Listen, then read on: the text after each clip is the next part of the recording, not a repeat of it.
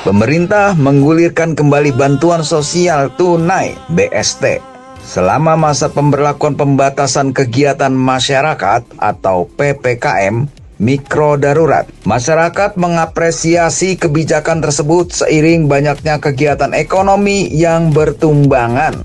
PPKM mikro darurat yang diberlakukan tanggal 3 hingga 20 Juli 2021 membuat masyarakat kaget karena aturannya jauh lebih ketat dibandingkan dengan periode lalu. Pembatasan mobilitas juga diberlakukan dengan ketat. Aturan-aturan ini membuat masyarakat yang akan berdagang keluar kota harus menunjukkan kartu vaksin yang valid. Selama PPKM mikro darurat, tak perlu takut kondisi perekonomian akan terguling. Karena ini bukan lockdown total, hanya membatasi mobilitas. Untuk mengatasi kemungkinan terburuk, maka pemerintah akan mencairkan BST, bantuan sosial tunai lagi pada masyarakat yang membutuhkan. Tujuannya agar mereka bisa terselamatkan ekonominya saat PPKM mikro darurat. Menteri Koordinator Bidang Kemaritiman dan Investasi Luhut B. Panjaitan menyatakan bahwa bansos diberikan lagi untuk membantu masyarakat. Besarannya adalah Rp600.000 untuk 2 bulan. Tujuan bansos adalah agar masyarakat tidak menderita berkepanjangan akibat pandemi COVID. Apalagi ditambah dengan PPKM mikro darurat.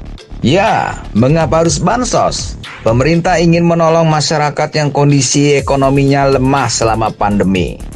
Penyebabnya karena kemiskinan akan membawa ke berbagai masalah sosial baru. Jangan sampai keadaan pandemi diperparah oleh berbagai masalah sosial akibat ketimpangan ekonomi di masyarakat. Jika ada bantuan sosial, maka rakyat akan tenang karena punya pegangan untuk sementara. Sehingga diharap jika mereka menerimanya, perutnya kenyang dan bisa semangat kerja lagi, walau berada di tengah pandemi COVID. Bantuan ini bukan untuk memanjakan rakyat, tetapi merupakan perhatian untuk pemerintah agar mereka tidak mati kelaparan. Bantuan juga diberikan secara tunai karena lebih praktis. Tinggal transfer ke rekening bank BUMN atau diberikan pada masyarakat langsung jika mereka tidak ada nomor rekening di bank. Pemerintah menganggarkan Rp2,3 triliun yang akan diberikan pada rakyat yang membutuhkan dan akan disalurkan mulai minggu depan. Evaluasi bansos juga dilakukan agar tidak ada oknum yang mengemplang, sehingga bantuan dipastikan utuh Rp600.000.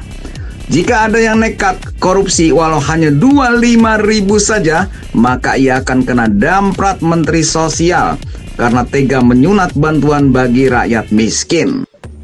Semoga keadaan Indonesia akan membaik pasca PPKM mikro darurat, sehingga perekonomian akan stabil kembali dan kondisi finansial masyarakat naik lagi.